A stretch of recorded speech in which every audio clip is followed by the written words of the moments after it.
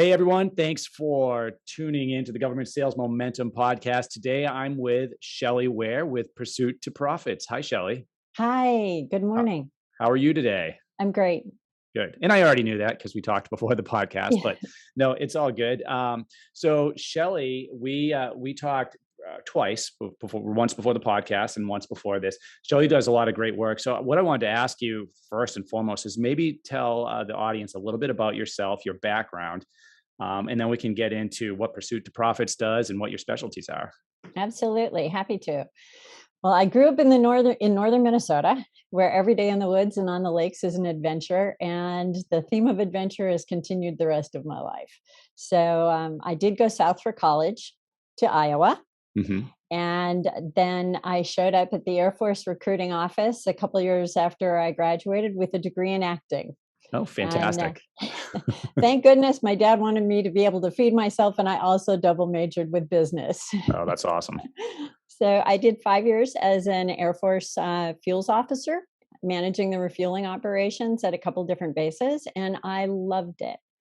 The interesting thing that happened during that time is I did notice that the financial reports that we were having to deal with gave incomplete information. Hmm. And so I went to the commander of resource management and suggested an addition to his reports. And that theme kind of carries through the rest of my career. Um, After I was done there, I went into government. Hmm. It was in Arizona, and I handled for a department all of the financial oversight, the accounts payables, receivables, budget, forecasting, and I also managed, all and administered all of the contracts. Okay. Now, That's where. Shelley, were you, Go I didn't ahead. mean to cut you off, but just curious, were you a GS employee? Were you, No, actually, I worked for the county. I worked for the county in Tucson, Arizona. okay. And the nice thing is that government's government just about everywhere in America, and Yeah. so you're dealing with FAR regulations, and because that flows down and gives continuity to states and cities and counties. Hmm. So I learned that, and then I also learned a lot about the contracts and all of that. A lot of the contracting people there were, in procurement, had the same certifications and the same processes as they do in federal government. Sure. Yeah, I was learning it from being the person on the side that was writing requirements and then negotiating contracts and then making sure the contracts were fulfilled by our vendors. Okay. Yeah, that's a really important piece to understand. And there are a few people out there working in the realm that we work in, right?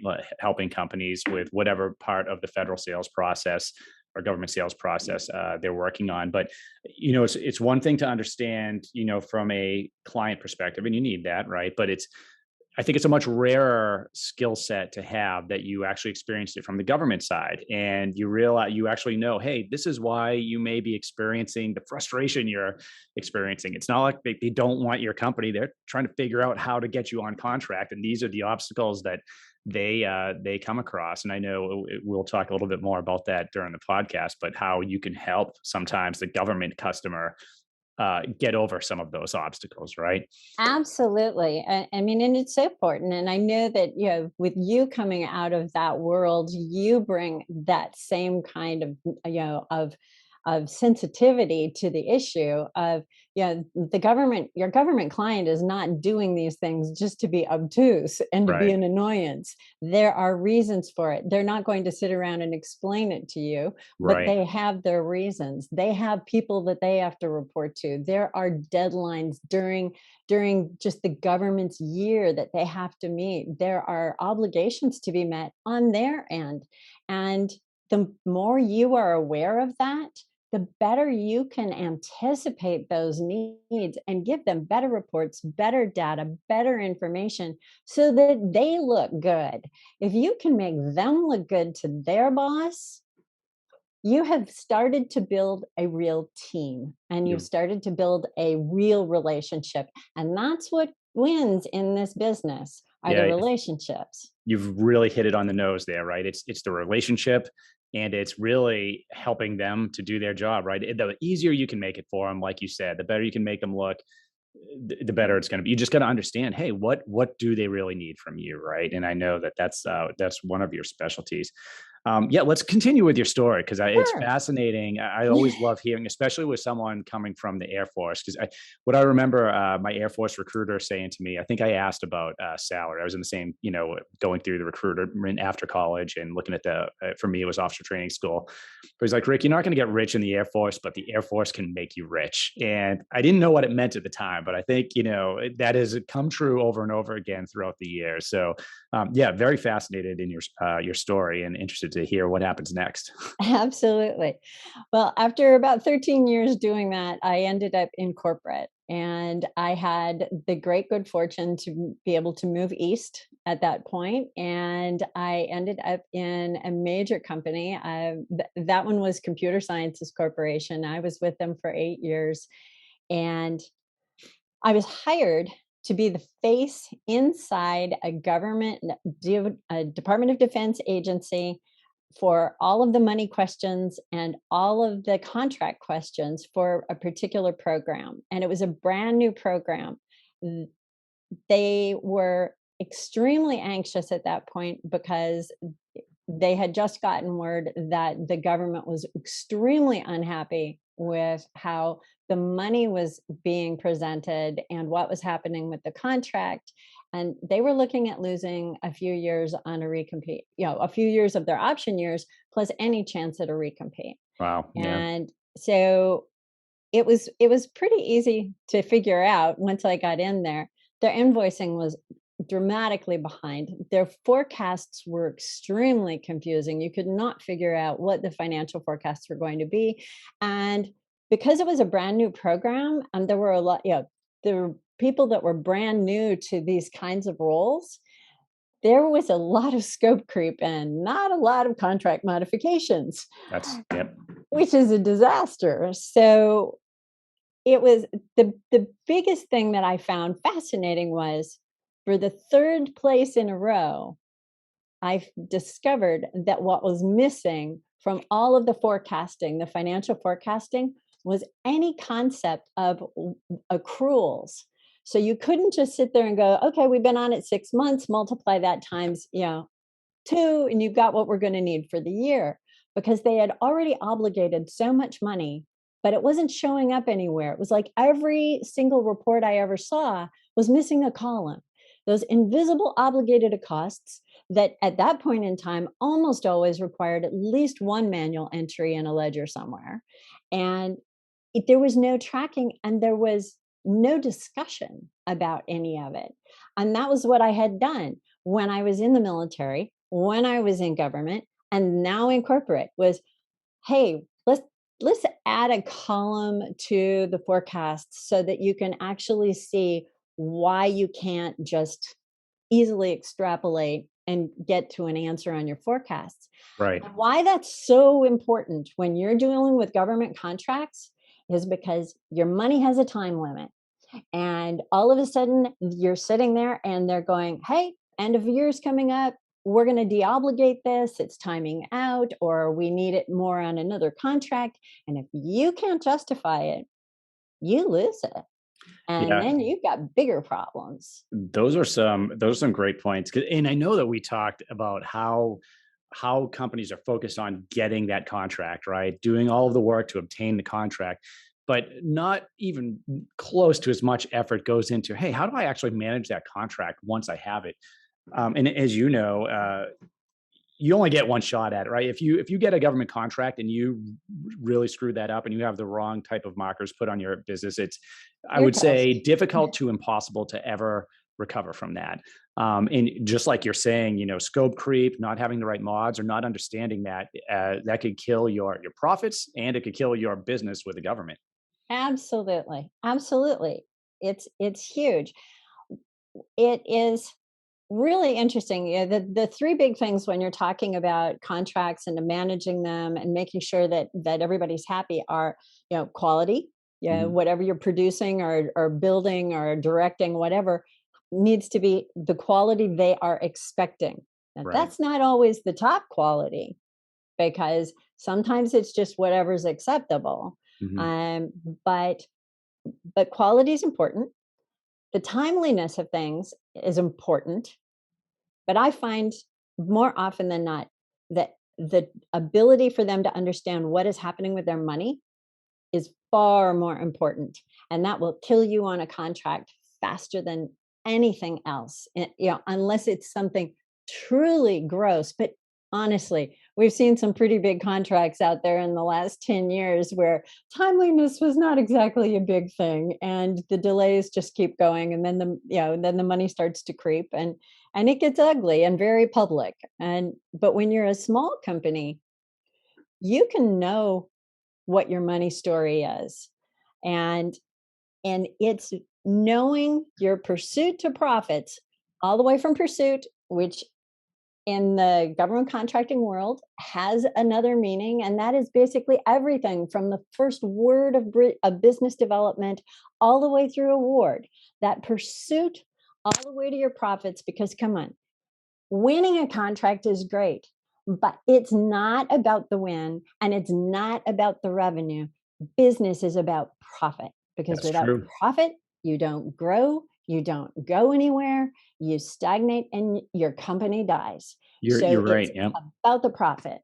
Yeah, you're absolutely right. And your money story is, it's intriguing because most companies before they get into federal sales don't realize that, especially in the government, and I'll talk to the DoD, there's different kinds of money. And some money can be used for research and development, some for Yes. operations and maintenance, some is specific to building and construction, and they have different rules associated with them. And they have different timelines, like you mentioned, they can expire. Yes. And even within the government, within the acquisitions community, there are people whose job it is only, we call them our financial managers. Their only job is to understand the different kinds of money and be able to tell the contracting officers and program managers that this is acceptable, this isn't acceptable for the types of contracts. And that's a huge piece of acquisitions and federal contracting that a lot of companies are learning on the fly after they're on contract with the government. And that is exactly what happened when CSC hired me. Is when I got in there, I mean, I hadn't worked I had not worked a Department of Defense contract before, and I didn't know about the color of money, the types of money, which at that point in time we used to call the color of money, Hmm. and the different roles they had and the different timelines they had, and if it was put on your contract at this point and this is when it was going to expire, but it was going to cross a fiscal year, then you had even bigger problems because there are a lot of nuances to this. And the crazy part was is that I ended up in an organization where the government finance people didn't understand it either. So I learned it and I taught them, and it was really important because by the time we were done, we had, you know, probably 30 different funding sources throughout the course of a few years, Hmm. because we were doing a lot of test and evaluation for different agencies. Hmm. And it was incredibly complicated. There were over 140 modifications where you're sitting there going, okay, we've got these three and they're this color of money. And it was so much fun for somebody like me. I had the best time unraveling it all and then figuring out how to make it all work and not drop any balls. And when you're a smaller company, it's like, okay, maybe you've only got one or two, and that's great to start Hmm. because it gets you used to the rhythm of how things happen and the rhythm of the fiscal year, which impacts things so dramatically. And like, even when you're sitting there watching what the government is going through, going, okay, well, how much longer are we going to have money for? We haven't approved a whole budget yet. We've only approved a little bit. And so Hmm. you're doing contract mods every time that happens. So you've got 2 more months and 2 more months and then 1 more month. And then all of a sudden you go, yay, we get the rest of the year. So it's Yeah, not easy. it's not. And you're right, where it's incumbent, I shouldn't say it's incumbent upon the small business, but it can improve your federal contracting dramatically if you can Yes. reach out to someone like yourself if they don't have the expertise in house, and just to help them understand what the money looks like, right? A good example would be, hey, you're on contract with the government, but they just lost their funding for the year, right? For whatever reason. Right. Um, if you understand that even if you are doing test and evaluation or RDT&E, and but they lost that funding, but maybe there's an O&M pot of money. If you understand that there's enough gray area within the regulations that can allow some of that money to be used for your company, and you walk them through that and give them the regs, that can all of a sudden open up a new pipeline of funding for your company. And again, it's a rare specialty, but if you can utilize someone like Pursuit to Profits, you could, very easily, I shouldn't say very easily, but at least you can create the ability to grab that funding and continue with your contract. Absolutely correct. Absolutely correct. And this is where we run into what I call the pursuit to profits money story. And it has become my passion in all of this. If you, as the owner of a company or as the person responsible for profit and loss on a program or a division, or you are the guy at the top of the company and you've got to understand all of it, it's really important that you understand your money story for whatever it is you're managing, and you be able to articulate it to other people. So often I would see, everywhere I went, they would have the finance person talk about the money. Your government client is not particularly interested in what your finance person has to say a lot of the time, because number one, they speak in finance language Mhm. and not necessarily in the language where the contracting person understands it or the program manager on the government side understands it, because they've never been corporate. So they don't always understand all of that. And they didn't go to accounting school. And so they don't grasp even what regular accounting terms mean that the accounting people think is so simple. And what I learned through the years of working in all kinds of different areas is how to translate between management and ops and accounting and contracts, and make it so that I could unravel it and explain in really in language that could cross all the boundaries what was going on with the money. And once the person at the top of the food chain on something can explain in ordinary terms what's going on with the money, that opens so many doors again in terms of the relationship you're going to have with your government clients. And they will appreciate it because then they can explain it using the language you gave them to their people around them who want to understand, who aren't necessarily money people either. But Mhm. if you can explain it in language that goes across the board, you can explain your money story and you understand your money story and you understand the nuances of it. That's where your profit is. Absolutely. Yeah, no, that's very important. Could you talk about how that translates into, because we talked a little bit about what could get lost from negotiation to contract closeout. How does the money story play into that? And what would be some recommendations you'd have for companies that are at that stage? Absolutely. The I break the stages of the contract life cycle down into six basic stages. The first one is pursuit. And that one, for me and for my purposes, goes from business development through proposals. And the big things there, which these are things that I refer to as profit mines and missiles. A profit mine is something that will blow up your profit inside your company, and a profit missile will blow up the profit and it's coming in from outside of your company. So, in the pursuit phase, the first thing that easily can blow up your profit is choosing the wrong contract to go after. And that one's that one happens far too frequently. Sure. The missile that's coming in from outside is your competition. You're not always certain what they're going to do. Are they going to underbid? Are they going, what's their strategy? Hmm. And an easier way to get a better idea of what's going on is there are some tremendous companies out there that actually that is what they do.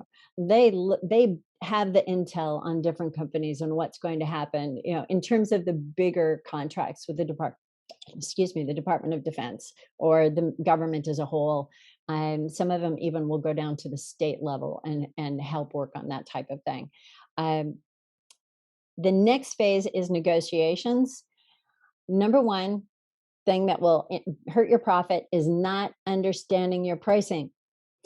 It is astonishing how many people that are at the top of the food chain, and you're only allowed to bring one or two people usually to those pricing negotiate or to the negotiations before award, and they show up and they don't really understand how their pricing was even calculated. And I helped a company a couple of years ago that they were 2 years in, we were looking at a recompete, and they clearly did not understand how their labor rates had been developed and how they were being forced to shift because of the structure they had created around it. It was incredibly complex. And they kept saying, but the finance people have told me. And I said, I know that, but the finance people are talking finance and you're hearing it in management. Mhm. I said, and you guys are missing this. So I illustrated it on the board, and the finance people were like, that's absolutely correct. And the guy running the program was not a happy camper. Yep. Yeah, He's 2 you years gotta be on the in same page and with who had you're talking no to. idea that he didn't understand, and I felt terrible, but I also was really happy because now we could really get a handle on how to make this better and how to improve their margin, because the margin was not doing so well. Sure. The missile on that particular thing for negotiations is customer bias on the part of the government. If they already have somebody that they like, if they've already got a company that they've worked with before, and you have to overcome that. And a really great place to do it is in negotiations, because that's when you can be building the relationship with Right. the client, and it that starts immediately. Yep. Agreed. Next step is award. Um, if you don't review your documents, the contract documents, the preliminary ones in advance, if you really weren't paying quite enough attention, because sometimes they'll even send out a draft contract, a template sort of a thing with the RFP, and you didn't really pay attention, you can end up with a contract and all of a sudden you may have signed it or you may be about to sign it, and you can tell you're going to already have to have modifications done immediately, or you've got really big problems. You've got to pay attention, you've got to look at them. Sure. The missile in that case are protests coming from other companies about the award. And doesn't happen as often with smaller types of things, but with the large ones, it's a common occurrence anymore. Yep. And You're right, unfortunately. you need to be prepared for that. You need to be thinking about that from the day you start to think about even going after it. As okay, who's going to have what opinions and who's going to fight this? Yep. Next All up too is common. yes. Next up is execution, and that's where the mind forecasts. If you really don't understand, you've got to understand your pricing, you've got to understand your money, you've got to understand the cycles, and you need to know where your accruals are, and then your forecasting can turn out really, really well. And that builds a phenomenal bridge between you and your client. The missile on that one is scope creep from the government. And they can be famous for this in certain cases. And if you don't manage them and manage their expectations at a sufficient level, your profit can disappear in a nanosecond, Yep. especially if they decide to say, hey, you've got this extra $1 million sitting on your contract and we want to buy a whole bunch of, we want a whole bunch of parts. Well, the margin on parts is like non-existent. And if Exactly. it's, and it, okay, so now here's another thing though on that is that if it's 1 million of one kind of part, okay, that's not so bad. So you just have a couple of people that are working the deal and they get it done. And then as the stuff comes in, great.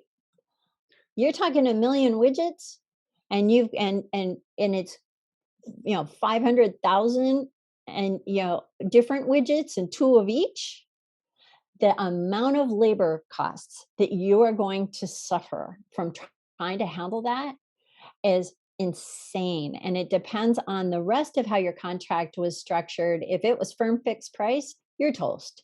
Yeah. And I think something else to point out is, as a former program manager for the DoD, is we expected companies to push back when we try to modify the contract, right? Without even officially modifying it, right? So when you talk about scope creep, when we're bringing up new things that the government needs, hey, it's great if the company just says, "Oh yeah, we can," we're going to go ahead and do that if they don't know any better, but because then we don't have to find the funding for it. But for the most part, we're expecting some pushback, right? So if you are trying to, or if the government's trying to increase or add something to your contract that's already been negotiated and you've already been doing work, to a certain degree, they're expecting you to come back and say, okay, well, hey, to do what you're talking about is going to require X, Y, and Z. And, what do you think about that? So that could be another negotiation right there for how you're going to fund the additional work that the government's asking for, or products, or whatever it is. And that is, thank you so much for bringing that up, because that is something that so often you'll run into people that are like, "Oh, if we push back, if they won't like us and they'll be mad at us and this isn't going to go well and we want them to love us." Come on, you don't want them to love you. You want them to respect you, you Yep. want them to trust you, you want them to have confidence in you. And if you need unconditional love, get a dog. And it could be This the is not the opposite, way to right? do it. Yeah, it could be the opposite effect. You're not pushing back could raise some serious eyebrows on the other side of that table about your ability, your contract knowledge, your ability to deliver. And I've had so many of those conversations with general officers all the way down about what a company's doing, pushing back versus not pushing back, mismanaging the funding, mismanaging the contract. Not a position you want to be in, and definitely Yeah. a company needs to at least have the ability to reach out and grab that expertise if they need it. Absolutely. Absolutely. So the next aspect are follow ons. And by follow ons, I'm talking about contract modifications where you get extra money added to your contract to do a little bit more, which is in scope, or you get additional option years added, or you make it through the recompete and you win and you get to do the contract for another 5 years. All of these things are super important for expanding your business, because as we all know in business, it's a whole lot easier to get more where you're already at than it is to go out there and find somebody new. S- Absolutely. The problem that I see in most companies is your whole team is involved in that. It's not just the guys in business development. Your BD guys are great, but they're the BD guys. Yep. You're all business development. Every single person. The janitor is business development, okay? Because especially if your client comes to your building, they want to see people who appreciate their work, who enjoy their work, who are working diligently, and that the place looks like people care. And that can happen. I mean, the person at the front desk, boy, they set the tone for every visit. So They sure do, you don't they? you need one of your sharpest people on that front desk. That's right. They need to know who's in the building. They need to understand what's happening in they are critical. But the whole team needs to understand that as they listen to things from the client, there are so many opportunities that just go on by that they go, wow, let me go tell so and so, because they could do a white paper on this and maybe get a sole source contract out of this. I Yeah, I So feel awesome. like what you're saying should be screamed from the mountaintops, right? As far as, because it could get easy to fall into that mindset of, hey, the BD guys are going to handle all this, but it is absolutely, like I say it in just about every podcast episode, government sales is a relationship game. And Yes. you're right, whoever's working with the government team, they are the ones that are going to have that relationship. And I think it's funny. The best business developers, I consider myself one of those, but so the best business developers I saw on the government side when I was PM were, when I saw the big DoD or the big defense contractors coming in, they had their own program managers on the contracts, but we'd meet monthly, the good ones. We'd have a monthly meeting, and at the end of those meeting, hey, is there anybody else that we should be talking to that needs a related skill set or related service? And often, we would point them in the direction of, oh yeah, hey, reach out to Colonel so and so, because they have something coming up. That's how you find out about opportunities before they turn into solicitations. It's how you find out about them before they turn into RFIs and sources sought. And it's a great way to not just influence them in your favor, but it could turn into either sole source contracts, or it could Mhm. also turn into modifications to your current contract, right? Because you're already on contract with the government. it's a lot easier for an office to say, hey, let's throw another couple $1 million on that contract you already have to do this related thing. And that doesn't always work out, but it is so powerful to be able to at least ask the question while you're in there. And yeah, I mean, you definitely have the right idea there. Yeah, absolutely. Always ask. The missile on a follow on is when they're not happy with you and they announce they're going to do an early recompete. Yep. And that is, and that's what that's not it's not a foregone conclusion. Just because they threaten it doesn't mean it's going to happen. That's why CSC hired me, was to stop that from happening. And we Yeah. did. And we went on, we got all of our option years, and we got a 3-year recompete after that for that same Sure. work. But it was because what I did with them, and how I completely shifted the relationships, the perceptions, and the processes through the whole place. Yeah, that's a And good point. Knowing when to, because you still have time to recover at that point, and yes, just realizing that, putting the work in, absolutely right. And then also realizing a lot of companies aren't putting that work in. So if you see an incumbent on a contract, that doesn't necessarily mean that's not something you can go after, but it's that relationship piece that you would need to work on with that office to make sure that any intel that you can gain on that other company, right? absolutely. And the last phase is closeout. And this is something that like almost nobody talks about. How do you actually end a contract? It's like, it doesn't happen on the last day. It's like, no, there's stuff that can carry on for 1 year, 2 years, 5 years. They go on a long time because you've got to close the books. You've got to Hmm. close the financial books. But the big mine that I've seen on that is an internal failure to actually handle the property records. If you've been responsible for handling any kind of property that the government has needed you to track, and your records of who's got it, where is it, what's its condition, at all iffy, I mean, it's like I'd hate to even say this, but I got to say it. I can't let it go by. All the property that got left in Afghanistan, okay? It's Yeah. like I wouldn't want to deal with those books. Yeah. I've dealt with property that had to shift, that went over across 4 different companies and 3 different government agencies, and I had to get all 7 groups into a place in West Virginia to handle property transfers, and we were literally having people sign books from company to company to company, from agency to agency to agency, and then load it on a truck and ship it out. And that was amazing that we did it. And there was a lot of, it wasn't a very pleasant thing, because there were people, contracts had been won and lost. And Hmm. so there were, people were not happy, and they were not happy to be there, and they didn't want to deal with any of it. But everybody did. Everybody, got their act together, was polite, and we got it done. But it was difficult. Yeah. And if you don't have your ducks in a row on property, your life can be miserable for years. The government So, takes a huge, or I should say, they have very much focused on accountability of equipment. It's hard on the yes. government side too, and you're right. When you're on the business side of things and you have contracts changing hands, that can make it extremely complicated. Definitely, And you're right. You need to focus on that and make sure that you can explain it, because the government will also lag, right? So they know they have accountability coming up, but they're always changing positions with different personnel. So 2 years right, might go by, and then someone gets in there and says, "Hey, nobody's accounted for this equipment for the past 2 years, and now it's like you said, changed hands, and somebody's going to have to do that." So, right. from a company perspective, yes, knowing for sure how that, or at least tracking everything, is going to make your life a lot It's easier. because it's difficult and it's expensive, and you don't want to, and that is another way to just kill your margin.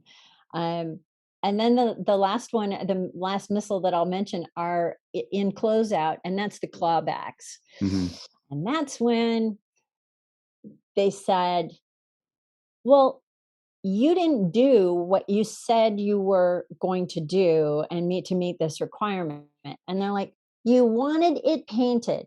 We painted it the color you asked for, but then the PM wandered by and said, that would look so much better if it was blue.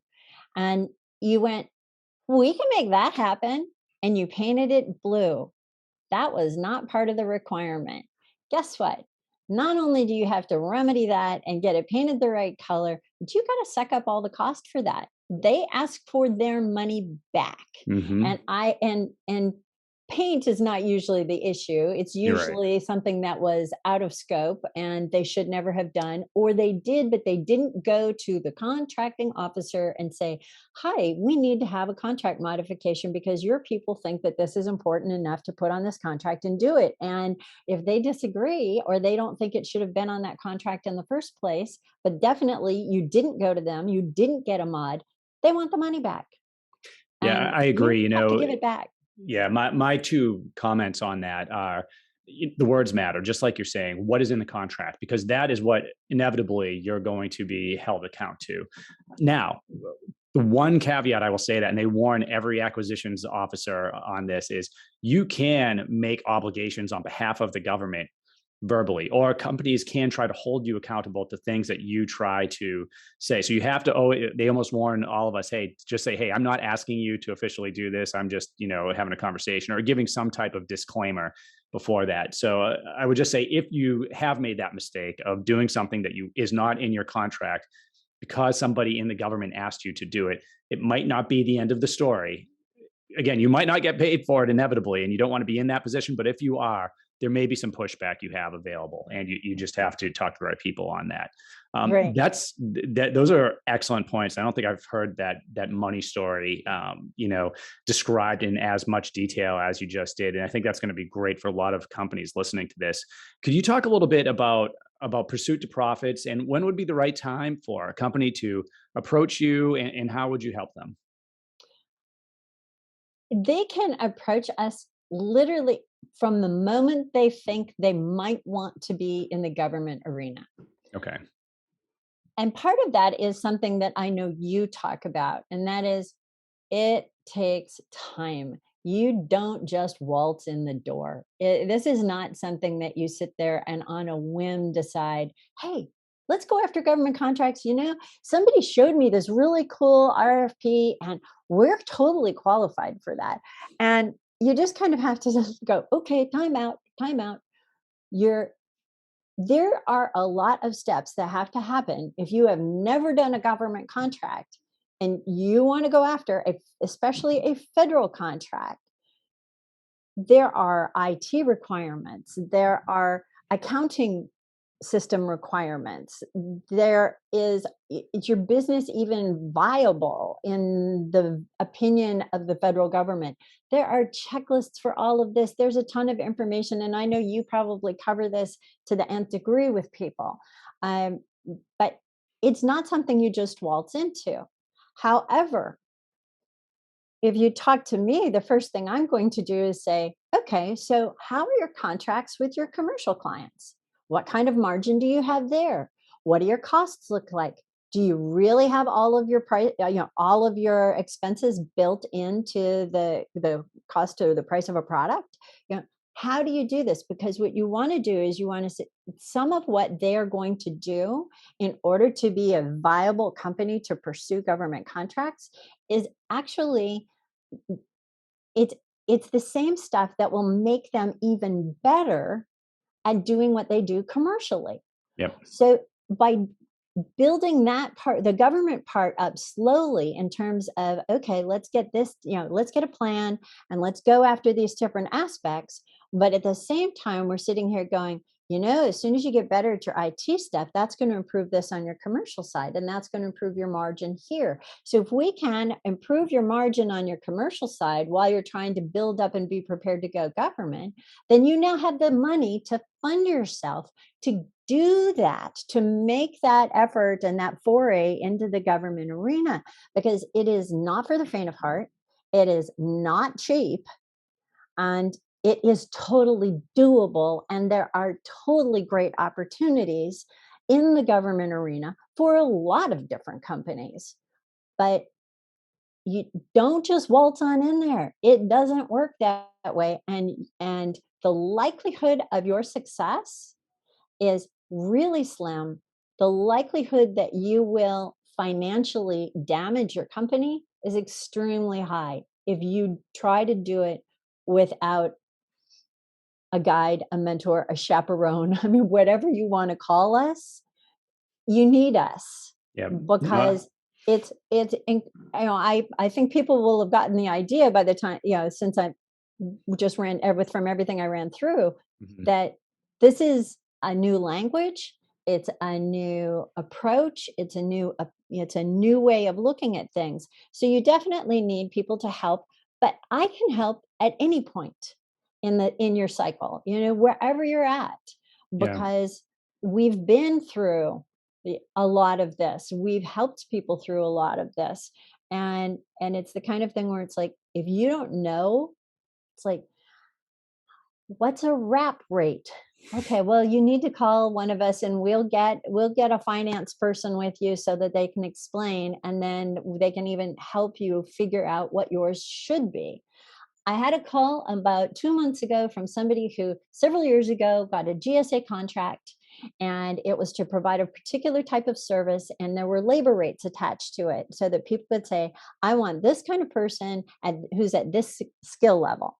Mhm. And they got the contract. They were so excited, only to discover that they couldn't hire anybody at that level for the rates that they had put on their schedule. And so they defaulted on their very first contract with a Oh, government agency. So that here is they not come. good. Several years later, they decided they would try it again. They felt they knew more. So they called, and they had already submitted by the time they called me. And they said, so we're going after it again. And I said, great. Who did your rates this time? And they said, Mhm. well, we did. And I'm like, okay.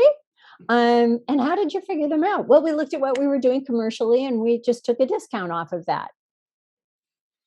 Okay, so not sure how that's going to go for them, because it wasn't exactly logical, Yep. from my perspective. From Sure. their perspective, they thought it was completely logical. And that's where, if you have never done this and you think it's completely logical, you probably ought to call somebody to ask. Yeah, no, I agree. Look, as you know, government spends hundreds of billions of dollars each year just on small business contracts. And for those companies, the timeline to get on the contract can be long. And I would say most of our clients, the ones that have been successful, have typically had a commercial line of business that have funded them through that process. I usually tell people you got to plan on 12 to 18 months. It could be a lot longer than that. And it can be less than that, depending on what you're going after. But Boeing has a 100-year plan when they're approaching government sales, right? So it's definitely the long game. It can be extremely lucrative, but the companies, when they get larger and they start having multiple funded contracts, typically they're hiring people full time with our type of background and building those type of teams. The problem with small businesses, they don't have 2 or 300 grand a year to put on each person they're going to put on, but they still need the expertise. So that's where, reaching out to a Pursuit to Profits or to us for our specialty, that's where it can really benefit them, because it can give them the expertise that the big defense contractors have at a rate that they can afford, and get that expertise that they really need, like you mentioned, to not only get on contract, but please manage that contract effectively, understand what you're signing up for. How can a company, because I know we're coming close on time here, how can a company best reach out to you? What is the best way to reach Pursuit to Profits, to reach you and have a conversation? Fastest way to do it is send me an email. And it's shelley.ware@pursuittoprofits.com. And I know we'll have the spelling of my name so that we so Yep. that we get that right, I'll put it because all in that's the show important. notes. But shoot me an email. The phone's always on, and I get them immediately. So absolutely call, or you could even call me. Nope, that And is great. Very much. I want to thank you for coming on the podcast today. I'm going to put your contact information in the show notes as well, so great. anyone can come on and contact you. Do you have any parting thoughts before we end the podcast? There is a ton of money to be made in this arena. There truly, truly is.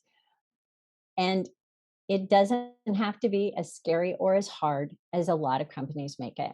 It can be much simpler, and take advantage of people like us who have been there. I mean, we've got the scars to prove it. And but it's exciting, it's interesting. You'll meet amazing people, and it's all about the relationships. It's all about the relationships, and how can you best serve them so that they can best serve you in return. Well said, Shelley. Again, thank you so much for coming on. Thank Those are, you. I couldn't have summed it up better myself. Again, Shelley's information is going to be in the show notes, everyone. Please reach out to her. This will be posted in a few areas as well. Thanks for listening, and we'll see you next time. Thank you. Thanks, Shelley.